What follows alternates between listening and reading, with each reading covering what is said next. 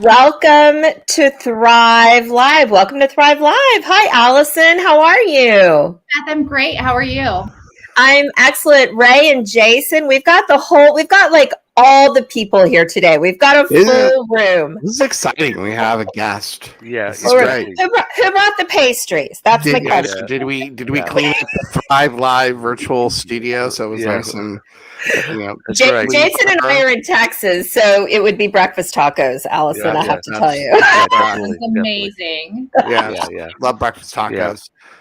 So we're super excited to have Allison from Engage Mentoring on the show. So Allison and I started talking a couple of months ago about mentoring and a lot of the really cool things, that Engage Mentoring is involved with. And I was really, really impressed with what they're doing. Traditionally, mentoring has been, an amazing journey for people. I've had amazing mentors in my life and privately and through companies that I've worked with.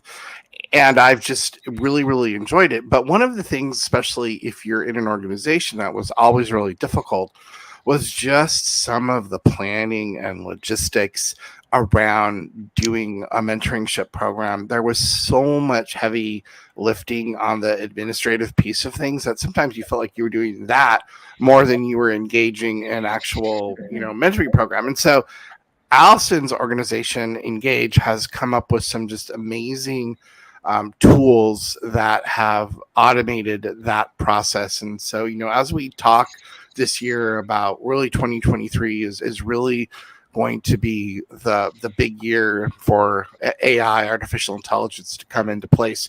We're really starting to talk a lot about that here at Thrive. And so we'd love to, kick it off to Allison and have her talk a lot about what Engage is doing right now and how they're just really revolutionizing what's going on in mentoring. Yeah.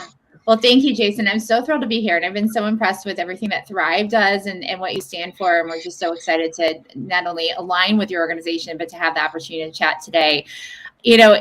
No one can refute the power of a great mentor. I mean, we can all sort of reflect on that and think about. And so many organizations, when they have attempted to sort of replicate that, we want to provide that to our employees. As you said, it sounds simple. And so many organizations will start with just an Excel document and say, okay, we're going to match people. And it just fails to take into account all of the many nuances of how to really, execute on that well. And I can't tell you how many companies we've talked to or clients we've talked to that had a 20-person mentoring program, and it was practically a full-time job for somebody. And nobody wants to, as a result, a lot of times organizations will shy away from that. And they'll say, we don't have time for this. We're going to train our employees in other ways. And it's unfortunate because it is such a powerful way to address so many things that are top of mind for so many employers, including succession planning and training and development, and even diversity, equity, and inclusion. In fact, we would argue in that space that access to relationships is no longer a nice to have. It's a need to have. And when you look at the generation of today and the workforce that's coming into the organization right now, they're looking for development opportunities. They're looking for very different things. They're very astute in what the questions that they're asking and what they're looking for from an employer perspective. And so the last thing I'll share with that is so many employers, they've gotten the memo that people leave people. So they're investing in executive development or executive coaching for their executives. And they might have some leadership development for their existing leaders and their high potentials. But often they're missing the mark on the development opportunities for the employees who are at the greatest risk for attrition. And mentoring is such a powerful strategy to meet people where they are. And so, again, we're just excited to align with you and sort of carrying forward that message, and that, it's not a nice to have, it's actually a need to have. And we're proud of the work that we do because it's not also just for the really large companies. So, if most companies who try to construct a program, they have a ton of resources and they think all they need is software. And we know that's not true, but often those smaller companies, those mid-market companies, they don't even attempt to because they don't think they have the bandwidth or the resources. And that's where we can come in and really help impact those markets too. Can you talk a little bit about how you have helped smaller companies with the mentoring process? I thought that was so amazing what you do. Could you elaborate on that a little bit? Sure. So with any company, regardless of size, we come in first, understand what it is we're trying to accomplish and what some of their current metrics really look like.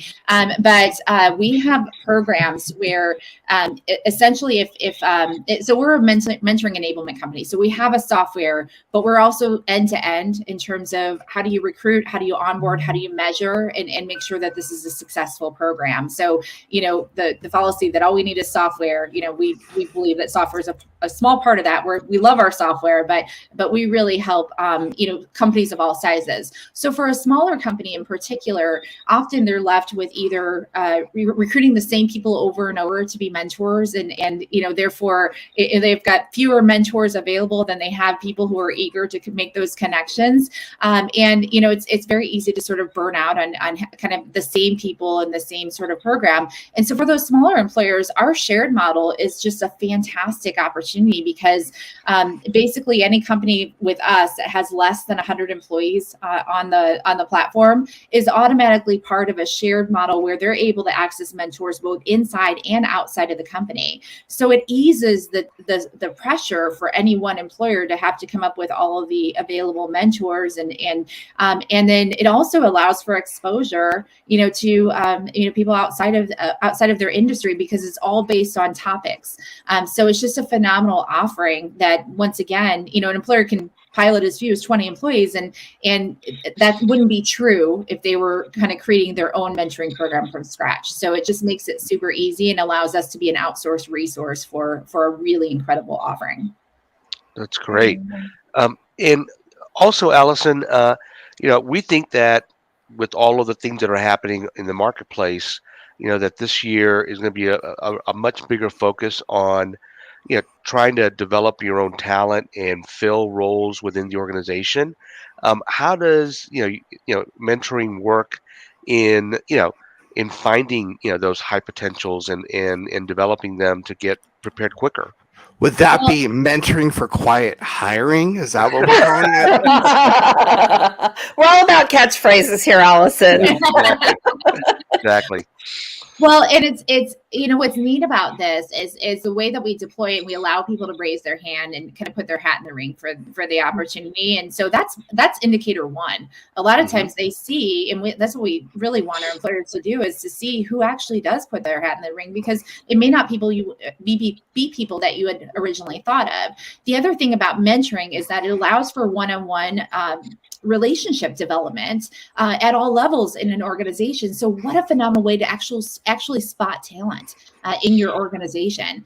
And then lastly, because it is based on topic and not necessarily hierarchy, it allows for both reverse mentorship as well as peer mentorship, which can be hugely valuable. But the byproduct, like you said, Ray, I can't tell you, I'm sure you have the same thing. A lot of our clients, they have this sort of anxiety in the back of their minds about succession planning, right? And so it's one of those things that they know is going to be something that's going to be on fire really soon, and they don't know what to do about it. And so they just sort of like let it fester, but they're not taking any actionable steps around how to make sure that there's a succession plan and even understanding the talent that they have. And so, we often take for granted that we know our people, but mentoring really allows people to get to know one another and really spot talent. And that's a byproduct of having a program like this. Is it's not just for the mentee as the benefactor, but the mentors, get the opportunity to really get to know their people and see sort of what potential exists within their own firm. Speaking of mentors, I was reading that you have an opportunity for your mentors to become certified. Can you talk a little bit about that? Yeah, we're the only software that we're aware of that has a mentoring certification actually built into our software.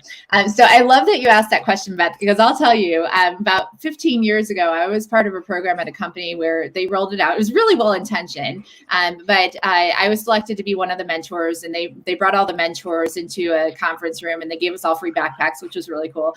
And their training was basically like, here's what you can talk about, here's what you can't talk about, and here's what you need to report to HR. So I went out, I came out of the room going, what? So, okay. So this is why people hate HR. Yeah. I'm allowed to give advice. Don't overstep the manager. And if someone's harming themselves or the company, you need to tell I was what? And and then the mentee was similarly not trained at all. And so as a result, our mentoring conversations were not true mentoring. It really felt like a venting session for the mentee. I dreaded the conversations. And so our mentoring certification, I'm super proud of. And because it's not just relevant for the participants that are part of our program. It's actually laying a foundation for us to all, at all levels, we should all be thinking strategically about who we're getting advice from and be thinking ahead about what our goals are. And based on those goals, who are the types of mentors we need to be connecting with. I'm doing that right now, because we're at a different stage with our company, and I'm thinking about who I need, in my network. And so our certification is comprised of 5 courses that are offered on demand, but really teach the foundational concepts around being strategic and approaching these relationships, how to show up, how to ask good questions and to really get the most out of it, and also how to be effective as a mentor, which is another topic. So many companies say, well, how do we know if someone's going to be a good mentor? Or how do we pick our mentors? Because we all know people are naturally good at it and naturally not. We believe everyone can be trained. That's the bottom line. And not everyone is being intentional about that, because we're making the assumption that people know what it is and think that we all have the same idea of what mentoring looks like. I want to go back to something that you said at the beginning of the conversation. And there's a thread that's going on out there in business right now, especially amongst employees, where we're saying, that's being said, everyone needs a champion. So in order to get ahead in an organization, in order to get that promotion, in order to get to that next level, you need a champion. And for me, I think mentoring is a really great way to develop a champion within an organization that can help you. Can you talk a little bit about your experience with that and how you've seen that be essential to what mentoring is about? Sure. Champion, I think, in my mind, is an interchangeable word for sponsor. Are Correct. we on the same page with that? Exactly. We're on the same page. Yeah. Okay. Because mentors, sponsors, and coaches, we actually talk in our training about the difference between the 3. And I wanted to make sure that when you say champion, we were talking about sponsor. And so for a sponsor, I could talk about this for days. So a sponsor is somebody who is in a position of authority, or they're in a position that they could open up doors for you or advocate for you for future opportunities, or, even introduce you to people. And I firmly believe that for that relationship to be effective, it does. Foundationally, it should start with a mentoring relationship where that person has the opportunity to really get to know you, so that they can advocate authentically on your behalf. So I have seen well-intentioned programs within companies basically go around and arbitrarily assign people to sponsor others, right? Because they wanted to create a sponsor program, particularly for their underrepresented, employee population. And although the intentions behind that are great, we teach people about how, because the other thing is a mentoring relationship has the danger of hanging out in a mentoring relationship in perpetuity, right? So we think that just because, one of us, we've gotten to know each other and you know what I do, or my value, that you're going to automatically think of me when things come up, but that's not always the case. And so it's up to the mentee to really, allow for that relationship to take hold, and then to be intentional about asking for what they need. And when that person goes from being a mentor and sharing perspective and advice to actually taking action on behalf of the mentee, that's when they become a champion or a sponsor. Yes, we believe that foundationally mentoring is key to that, that we just don't go around and arbitrarily assign people to advocate on others' behalf without really getting an opportunity to get to know them and understand their capabilities. Yeah, and I think that's what's really important. And as you went back and you talked about underrepresented groups, I think that's really critical right now, is that those folks that we're trying to help, who have been traditionally underrepresented, and have a strong champion or a sponsor. And that's really what makes, I think, this so dynamic right now in these times. Yeah. Well, and it's neat because we're teaching what probably all of us here stumbled upon by accident. When I worked in industry, there were just so many different instances of, first of all, I didn't know what a sponsor was, but I had one. And now I can reflect back on how that came about and how that relationship sort of took hold and what that person really did for me. I also remember getting a promotion in front of people that were my counterparts that had more experience than me. And one of them was really mad. And I went back and said, okay, well, did you apply? Well, no. And so the assumption was made that, just because someone put their head down and did hard work, that they were going to, be tapped on the shoulder for the next available opportunity. And so, that's where mentoring can really be transformative for just the nuanced things that people don't understand, as it relates to the workplace and how to really manage their career and be effective in getting ahead. So sponsors are just a hugely critical piece of that. Great. Now, in the Engage Mentoring program, Alison, how long, do these relationships generally go? And I'm sure there's a range, but maybe you can talk a little bit about that. Sure. It's a great question. So when we come alongside an employer, we typically deploy it as a 12-month program. And that is so that, we've also learned a lot about how to market a mentoring program. So back in the old days, it was like, hey, come on, we have mentoring. And now it's more of an entire program, that is, people are invited to participate in, that's focused on leadership development. So that's the first thing. So to answer your question directly is in that 12-month period, each mentoring relationship is for 3 one-hour sessions over the course of a quarter. So the design of it is that each quarter I get to select a topic, and then I get to select a mentor to work with me on that topic and take advantage of supplemental learning. So in session 3, mentor and mentee get to decide how and if they want to remain connected and what that looks like. And that can range from more formalized sessions. In most cases, it's, hey, we got to build a relationship that's foundational and we're going to remain connected. And I'm going to reach out to you if I need anything in the future. But now I'm going to go select a new mentor on a new topic or a same topic, different mentor. But it gives people maximum exposure while not forcing them into a relationship that may not be a great fit or may not be what they need, in the traditional model where you're forced to meet with somebody for 12 months. And so it gives for that maximum flexibility. I really like that because I have been in those situations on both sides of the fence where I was being mentored by somebody. I just felt like, okay, this has run its course, but how do I gently get out of this to, because I don't want to just dodge the phone calls and decline the invitations. And then there were people that I knew that were like kind of sick of hearing from me, hey, my shelf life is over, so, I realized you don't want to talk to me anymore. I get it. And so, I think that's great that you put a time limit on it. I think that makes a huge amount of sense. Now, a question for you. How do you recommend that a mentor gets selected for a particular, individual? There's different schools of thought in terms of you select somebody who has skills and competencies that you don't have so you can learn from that person. You look at somebody who's inside the industry or outside. I mean, there's all these different schools of thought. Where do you, Alison Martin, and Engage Mentoring come in terms of what is the best process for matching people up? Sure. Well, so I'm gonna answer that question in 2 ways. So one is within the workplace, the way that we've structured our program is it is centered around topic. And that's what makes a ton of sense because it's yes. So it's, I want to work on my confidence or I want to work on my executive presence or whatever that might be. And so it allows people the latitude to determine for themselves what are the skills and abilities that they want to develop or work on within themselves and connect to a mentor on that basis, because that's a really great foundational piece of determining if there's kind of longevity with this relationship. But having said that, Jason, one of the things in the mentoring certification we teach is this concept of the 4 mentors we all should have. And so, the first one being the more traditional one that we think of as someone I aspire to be more like. So that could come in the form of someone in the company or outside of the company, but maybe they occupy a position I'd like to hold in the future. And so that's one form of mentoring and one form of someone that you should be cultivating a relationship with. The second is peer mentoring, which is often overlooked.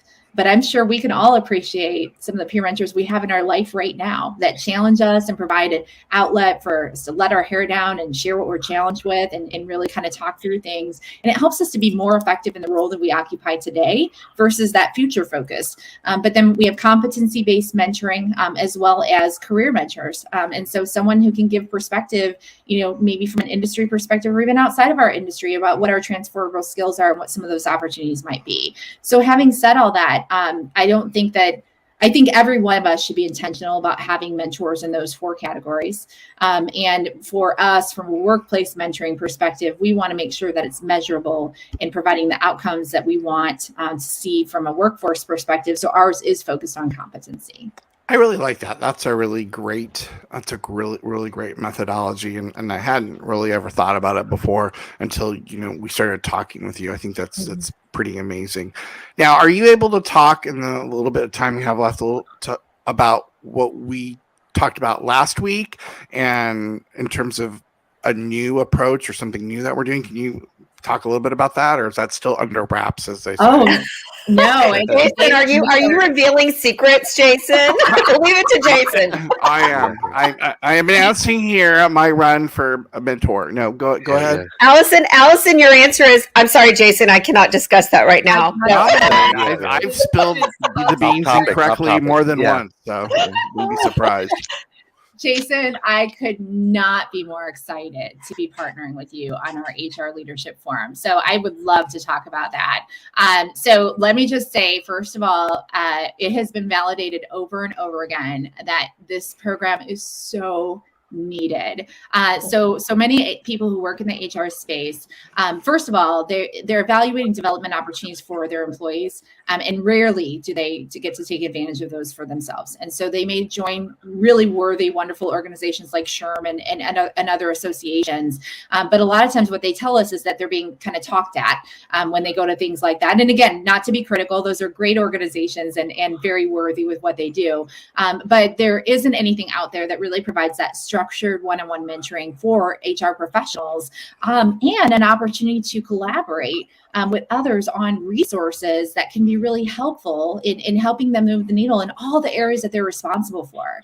It is, I would argue there's never been a harder time to be an HR professional. And we even learned recently that a lot of them have their LinkedIn's locked down because of just the solicitations for like recruiters and, other things. And again, I've got nothing against, that industry. All I'm saying is there's a lot of noise in this space. And so HR leaders are inundated with a lot of different, resources and things and newfound, technologies or whatever. And so we wanted to create a space for HR leaders to be able to collaborate with one another, share what they're working on, share what's been helpful, share other resources, and then have the ability to connect for one-on-one mentoring, just like their employees have been historically. And so that's why we're collaborating with Thrive on this HR Leadership Forum, which is open to all HR professionals.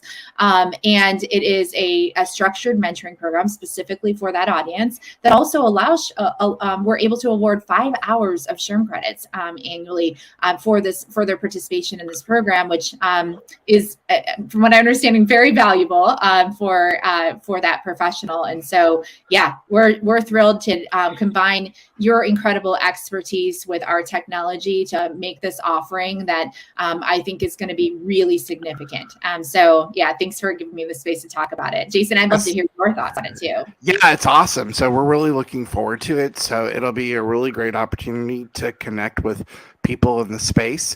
And we're going to have a track. I think potentially we may have, each of us have a separate track. So if you want to work with Ray, and he has some specific expertise that I don't have. And if you want to work with me on some of the things that I've done, you can do that. So I think we're going to offer up 2 tracks, and we're going to be able to do some mentoring for the folks out there that want to work with us. And so we're really thrilled to be able to do that and partner with you. And we think it's going to be a really great program for us to start off 2023 with. So we're excited about it. We are too. Very exciting. Yep. Okay, Allison, thank you so much. Ray, any Allison, how do we get a hold of you if we have a customer that wants to talk to you, wants to roll out your product, wants to get more information about the amazing Engage Mentoring? How do we get in touch with you? Well, engagementoring.com is the best possible way to learn more about our programs and resources, including the new HR Leadership Forum. There's information about that now live on our website, accessible from the menu. And then I'm also on LinkedIn if anybody wanted to connect directly. But engagementoring.com is the best way to learn more and get in touch with us. But thank you again for the opportunity. Yeah, fantastic. Thank you so much, Allison, for being on, and we so appreciate you and everything that you're doing in the mentoring space. Really Yep. Thank excited you very about this much. collaboration for sure. And if you need to get in touch with Jason or Ray, it's Thrive at thrivehrconsulting.com. And we look forward to seeing you again, Allison. We're going to do some follow-up shows. So we'll see how this program rolls out. I'm super excited for everyone. Thank you. Can't All right, wait. talk Thanks later. so All right, much. bye. See you Thanks, later. Bye. everyone. Thank you. Have a great day. Bye-bye. Bye. Bye. Thanks again for joining us. Please remember to search Thrive HR Consulting on social media and wherever you listen to podcasts. Subscribe, follow, and share to make that connection. To get an invite to our Slack channel, just comment or drop us an email at thrive@thrivehrconsulting.com. See you next time.